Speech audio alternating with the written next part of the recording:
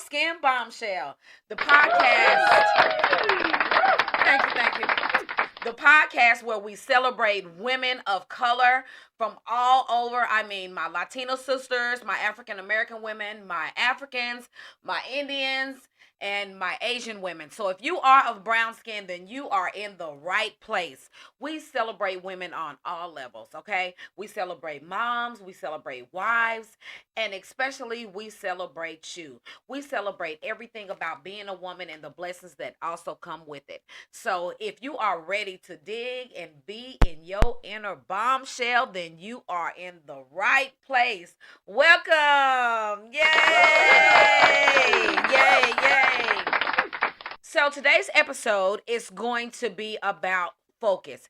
And what I'm going to do is I'm going to give you 6 tips of focus to help you focus in everyday life. I know it's hard balancing a job, you got to run here, there. The kids are in sports, all of that. So you really never have that time to focus. And even women that don't have children, your lives are so busy and you're so busy just doing everything that you don't really get a chance to focus. So, step number 1 is going to be to set clear goals. Set clear goals for yourself that you can actually focus on.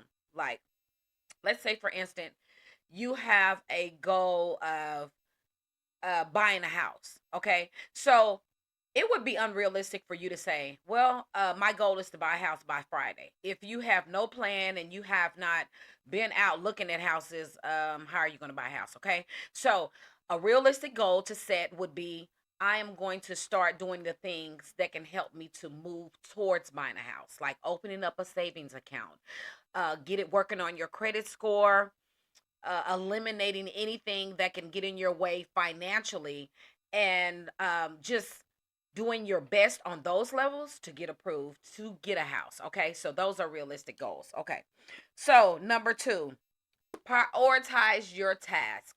So let's say, during the week, your son has a basketball game, right?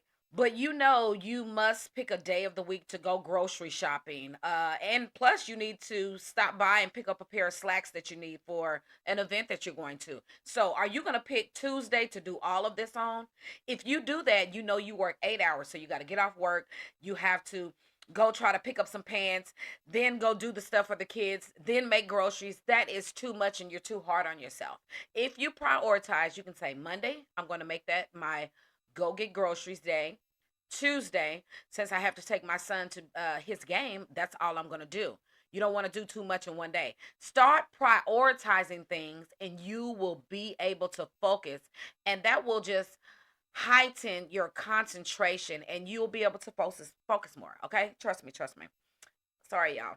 So number 3 is establish a consistent daily routine. So let's say your routine is, you get up in the morning, you get ready for work, you may listen to the news or listen to my podcast. You can do that. So let's say you do those things every day, right? So I think throughout the day you can say, okay, from 6 to 9 or from 6 to 8, I'm going to prioritize a time that I can fit in my life, that I am just going to sit back and think about what I need to focus on. Really. Because I mean, outside of doing all of those things in your busy life, you forget what you need to focus on for you. So just kind of prioritize everything so you won't go crazy and you won't feel crazy when you prioritize things. And I find that that works for me. I mean, I can drive my fiance super crazy with all the things I have to do, but I've learned that it is so much easier if I just prioritize. And when I do that, I feel better. My anxiety level is low. I don't feel like I don't feel like I'm overworked. Okay, because going to a 9 to 5 job is already work. So you don't want to feel like when you got to get off work, you're going to another job. You want to be able to do those things and be happy with that. So the next one is limit distractions. Okay, limit distractions. Okay, so I don't know what distracts you in your house, but I know in my house, my phone, notifications of different things, from my email to Facebook, all those, even my website. When somebody makes a purchase, the little bell goes off.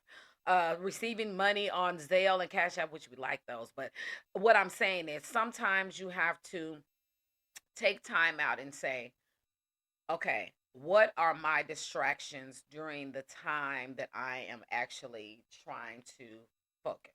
Okay, so you can say, my phone, let me cut off my phone during this hour that I'm trying to focus, or during this hour that I'm trying to focus on a book and finish reading this book, or I'm trying to focus on my bills or budgeting and things like that. So you can say, well, I'll just cut off my phone for an hour. So when you cut off your phone, that cuts off notifications and everything that comes with that.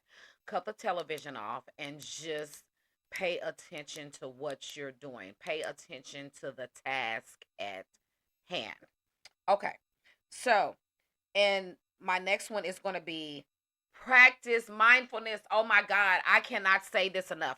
Practicing mindfulness means practicing meditation, practicing listening to yourself. I mean, a lot, I don't know what your spirituality is, but a lot of times we talk to God or talk to our higher spirit or what have you. And I think that listening can change the game. Actually meditating, actually listening to yourself and hearing your whole body and soul, because your body talks to you all day. It really does. Even if it's through pain, even if it's through just being tired, that exhausting feeling, bloated, things like that, your body actually talks to you. So practicing mindfulness, even joining yoga is pretty good. Um, Taking time out of your day to do breathing exercises. You don't have to spend money to do these things. You can actually, if you already have internet, actually you can go to YouTube. It's a lot of people that have their own yoga channels and things like that. You can find 5 minute meditations, 10 minute meditations. So there's really no excuse that for you not to practice mindfulness, and it's all good. It's all good. It lowers your blood pressure, anxiety, and like I said, it heightens your concentration, and it helps you to be able to focus. And it may not happen overnight, but just understand you just have to be consistent and keep doing those things, and then you will reap the benefits just like anything else.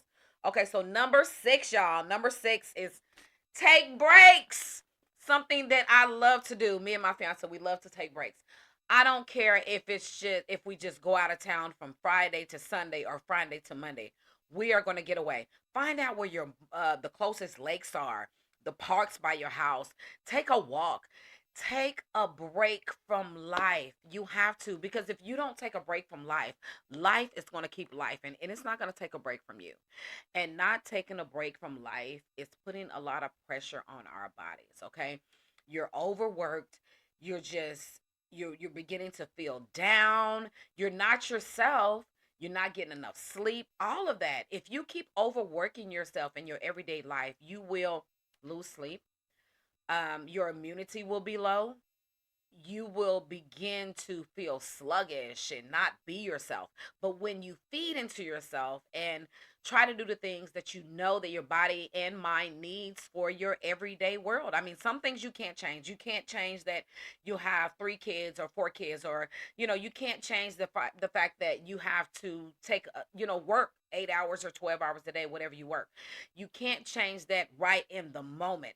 So in that moment, it's better for you to find a way to get through something that is healthy for you, and everything will be all good. You will see everything improve. So I'm just glad you guys could join me.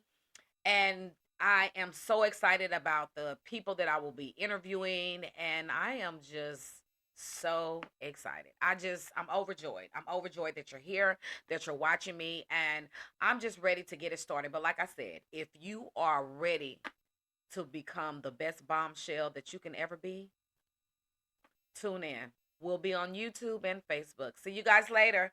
Bye.